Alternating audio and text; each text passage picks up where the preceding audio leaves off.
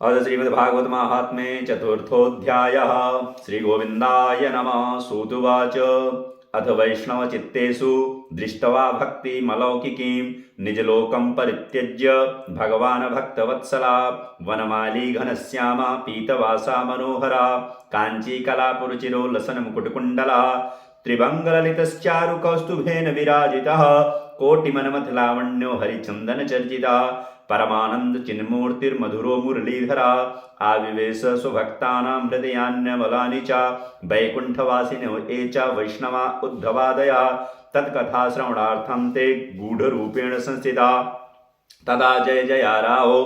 रसपुष्टिरलौकिकी चूर्णप्रसून वृष्टिश्च मुहुशङ्खरवोऽप्यभूत् तत्सभा संस्थितानां च देहगेहात्मविस्मृति दृष्ट्वा च तन्मयास्थां नारदो वाक्यमब्रवीत् अलौकिकोऽयं महिमा मुनीश्वरा सप्ताहजन्मोऽद्य विलोकितो मया मूढा सठा ये पशुपक्षिणोऽत्र सर्वेऽपि निष्पापतमा भवन्ति अतो नृलोके ननु नास्ति किञ्चित् चित्तस्य शोधाय कलौ पवित्रम् अगौगविध्वंसकरं तथैव कथा समानं भुवि नास्ति चान्यद् के विशुध्यन्ति वदन्तु मह्यं सप्ताहयज्ञेन कथामयेन कृपालुभिर्लोकहितं विचार्य प्रकाशितः कोऽपि नवीनमार्गः कुमाराऊचुः हे मानवाः पापकृतस्तु सर्वदा सदा दुराचाररता विमार्गगा क्रोधाग्निदग्धा कुटिलाश्च कामिना सप्ताहयज्ञेन कलौ पुनन्दिदे सत्येन हीना पितृमातृदूषका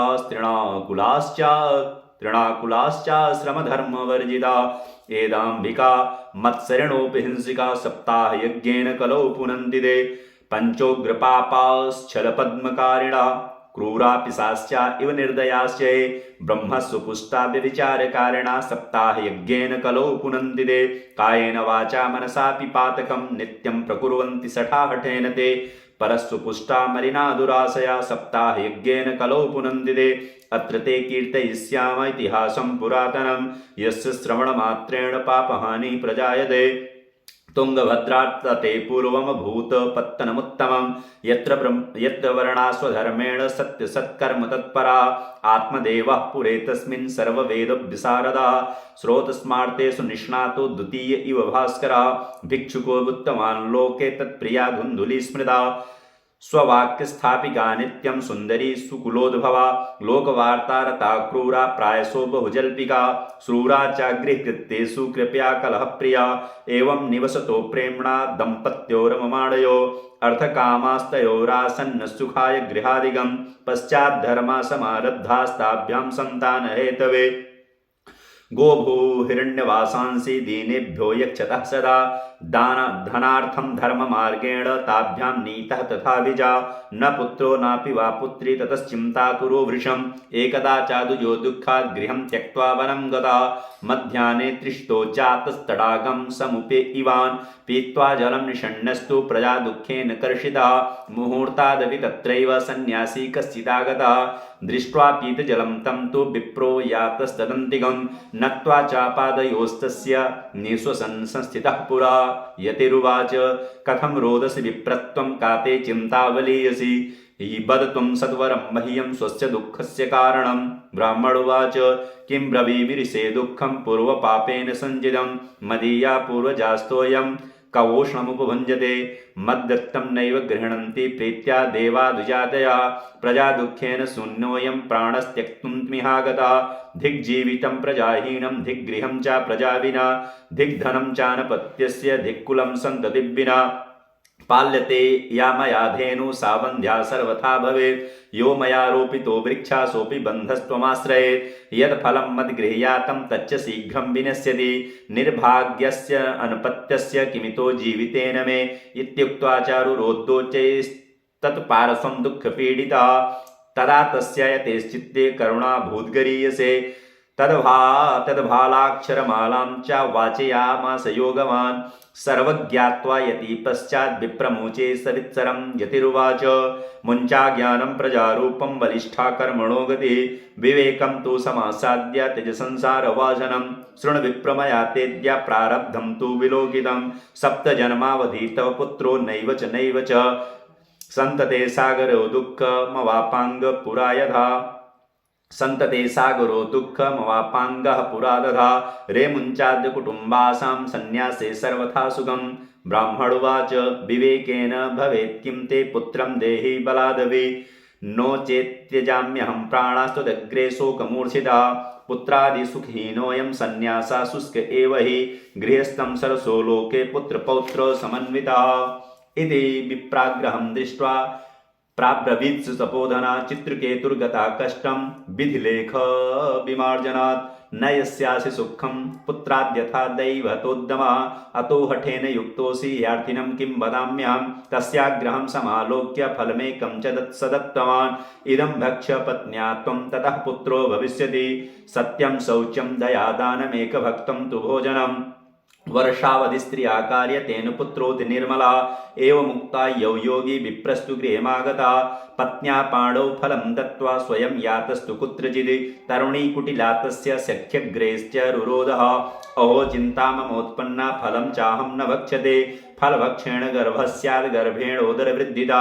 स्वफल्पभक्षं ततो शक्तिर्गृहकार्यं कथं भवेत् दैवाद्घाटी व्रजेद् ग्रामे पलायेद् गर्भिणी कथं सुकुवन्निवसेद् गर्भस्थं कुक्षे कथमुत्सृजेत् तिर्यकेच्चेदागतो गर्भस्तदा मे मरणं भवेत् प्रसूतौ दारुणं दुःखं सुकुमारी कथं सहे मन्दायां मयि सर्वस्वं न नन्दा संहरेत्तदा सत्यशौचादिनियमो दुराराध्या सदृश्यते लालने पालने दुःखं प्रसूता याश्च वर्धते वन्ध्या च विधवा नारी सुखिनो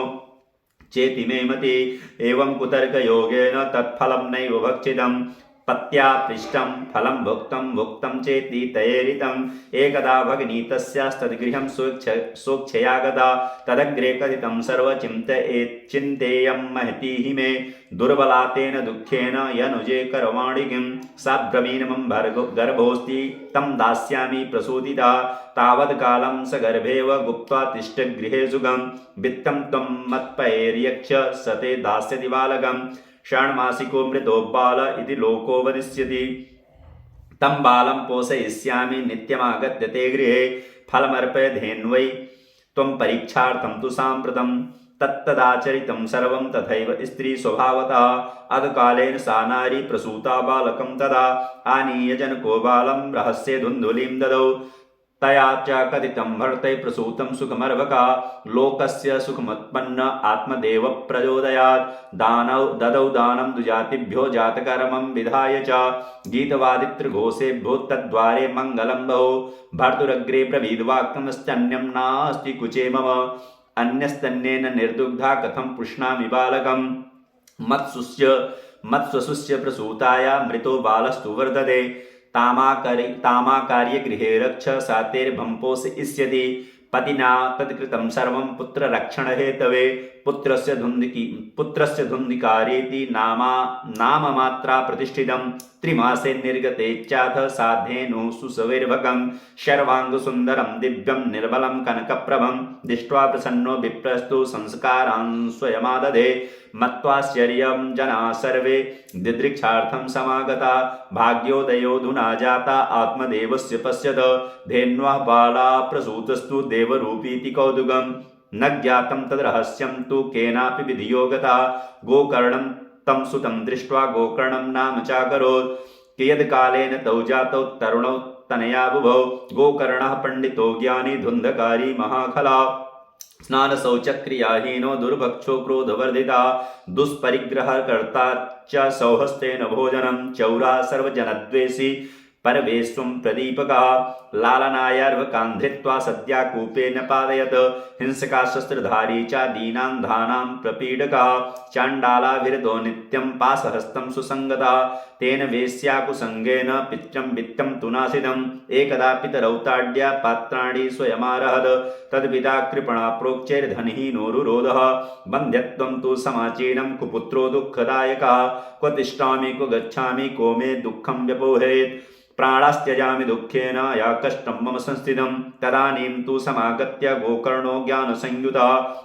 बोधयामास जनकं वैराग्यं परिदर्शयन् असारा खलु संसारो दुःखरूपी विमोहका सुतः कस्य धनं कस्य स्नेहामञ्जले निशम् न चेन्द्रस्य सुखं किञ्चिन् सुखं चक्रवर्तिना सुखमस्ति विरक्तस्य मुनेरेकान्तजीविनः मुञ्चा ज्ञानं प्रजारूपं मोहतो नरके गति निष्पत्तिस्यति देहोऽयं सर्वं त्यक्त्वा वनं व्रज तद्वाक्यं तु समाकर्ण गन्तुकामपिता ब्रवीत् किं कर्तव्यं वने तात तत्त्वं वद सवित्सरम् अन्धकूपे स्नेहपाशो बध्या पङ्गुरहं सडा कर्मणा पतितो नूनं मामुद्धर्दयानिधे गोकर्णुवाच देहेऽस्तिमांसरुधिरेऽभिमतिं त्यजत्वं जायासुतादिषु सदा ममतां विमुञ्च पश्यानिशं जगदिदं क्षणभङ्गरिष्ठं वैराग्यरागरसिको भवभक्तिनिष्ठा धर्मं भजस्व सततं त्यज लोकधर्मान् सेवस्य साधुपुरुषान् जहि कामतृष्णाम् अन्यस्य दोषगुणचिन्तनमासु मुक्त्वा सेवाकथारसमहो नितरां पिबत्वम् एवं सुतोक्तिवसतोऽपि गृहं विहाय यातो वनं स्थिरमतिर्गत षष्ठिवर्षा युक्तो हरेरनुदिनं परिचर्ययासौ श्रीकृष्णमापनीयतं दशमस्य पाठात्। जय श्री पद्म पुराणे उत्तरखंडे श्रीमद्भागवत महात्म्ये विप्रमोक्षो नाम चतुर्था। तत्सत् श्री गोविंदार्पणमस्तु।